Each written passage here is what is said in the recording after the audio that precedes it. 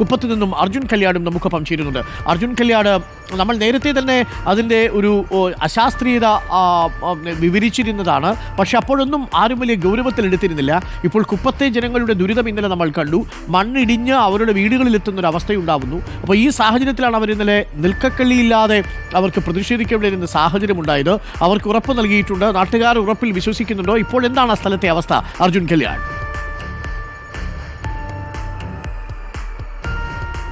Doctor Arunkumar, good morning.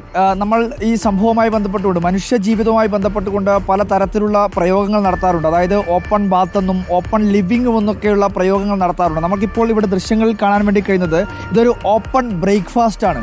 കാരണം കഴിഞ്ഞ ദിവസങ്ങളിൽ ഇവരുടെയൊക്കെ വീടുകളിൽ ചെളി കയറി. അതിൻ്റെ ഭാഗമായി ഇപ്പോൾ ഓപ്പൺ ബ്രേക്ക്ഫാസ്റ്റ് നടത്തേണ്ടുന്ന ഒരു അവസ്ഥയിലേക്ക് കാര്യങ്ങൾ എത്തുകയാണ്. അതായത് ഇവരുടെ വീടുകളിലെല്ലാം തന്നെ ചളിയാണ്. കഴിഞ്ഞ ദിവസങ്ങളിൽ ഇവിടെ ഈ വീടിനോട് ചേർന്നുള്ള സ്ഥലങ്ങളിലൊക്കെ കൂട്ടിയിട്ടിരിക്കുന്ന കിടക്കയും അതുപോലെ തന്നെ ഒരു ജീവിതകാലം കൊണ്ട് സമ്പാദിച്ചിട്ടുള്ള എല്ലാ വസ്തുക്കളും എടുത്ത് ഒരു പാതിരാത്രി ഓടിപ്പോവേണ്ടുന്ന ഒരു അവസ്ഥയിലായിരുന്നു കഴിഞ്ഞ ദിവസം ഇവിടെയുള്ള ജനങ്ങൾ ഉണ്ടായിരുന്നത്.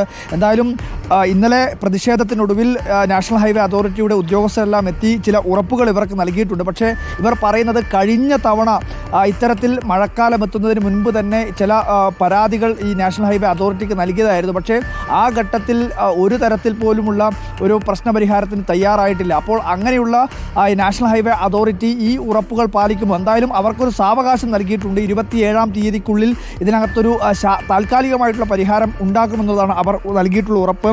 എന്തായാലും കഴിഞ്ഞ ദിവസങ്ങളിൽ ഉൾപ്പെടെ പാതിരാത്രിയിലൊക്കെ ഈ ചളി വന്ന് വീടിന് മുന്നിലടിഞ്ഞു, പിന്നീട് വീടിനകത്തേക്ക് കയറി, അങ്ങനെ ഗതികേട് കൊണ്ട് പെടാപ്പാട് പെട്ട് പാതിരാത്രിയിൽ നെട്ടോട്ടം ഓടിയിട്ടുള്ള ജനങ്ങൾ നമ്മളോടൊപ്പം ഉണ്ട്. എന്തായാലും വലിയ ഒരു പ്രയാസമായിരുന്നു കഴിഞ്ഞ ദിവസം അനുഭവിച്ചത്. ഇപ്പോൾ ഇവിടെ എല്ലാവരും പുറത്തിരുന്ന് ഭക്ഷണം കഴിക്കേണ്ടുന്ന ഒരു സ്ഥിതിയിലേക്കാണ് കാര്യങ്ങൾ എത്തിയത്.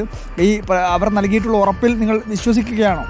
ഇപ്പം നിലവിൽ അവർ നൽകിയിട്ടുള്ള ഉറപ്പിൽ വിശ്വസിച്ചേ നമുക്ക് മതിയാവും. ആ പ്രതീക്ഷയിലാണ് നമ്മളിപ്പോൾ ഇന്ന് രാവിലെ എല്ലാവരും ആ ഒരു പ്രതീക്ഷയിലാണ് ഇവിടെ എല്ലാവരും ഒത്തുകൂടിയിട്ടുള്ളത്. ആ പ്രതീക്ഷ കൈവിടാണ്ടാണ് നമ്മൾ നിൽക്കുന്നത്. എന്തായാലും കഴിഞ്ഞ ദിവസമൊക്കെ ഉണ്ടായത് വലിയൊരു ഭീകരമായ ഒരു അവസ്ഥയായിരുന്നു. എന്തായിരുന്നു അന്ന് സത്യത്തിൽ സംഭവിച്ചത്?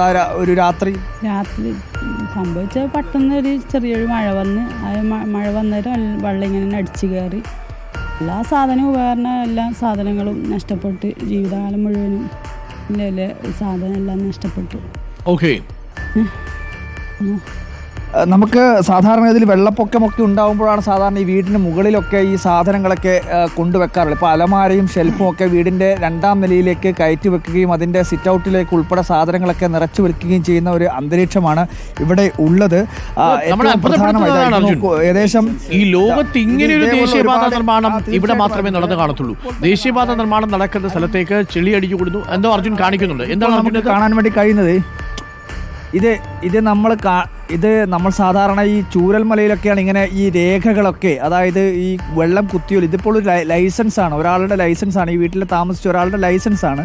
ഇത് ഈ വെള്ളത്തിൽ കുത്തിയൊലിച്ച് അങ്ങനെ പോവുകയാണ്. ഇതിപ്പോൾ ചളിയിൽ നിന്നാണ് നമുക്ക് എടുക്കാൻ പറ്റിയത്. അങ്ങനെ ഒരുപാട് രേഖകളൊക്കെ ഇവിടെ ഇങ്ങനെ കിടക്കുകയാണ്. ഈ രേഖകളൊക്കെ ഇവർക്ക് നഷ്ടപ്പെട്ടിട്ടുണ്ട്. ഇതൊക്കെ തിരിച്ചു കൊടുക്കാനുള്ള നടപടി ഉണ്ടാകുമെന്നുള്ള ഉറപ്പ് നൽകിയിട്ടുണ്ട്. അതാണ് ഒരർത്ഥത്തിൽ പറഞ്ഞാൽ മനുഷ്യനിർമ്മിതമായ ദുരന്തങ്ങൾ വരുന്ന വഴിയാണിത്.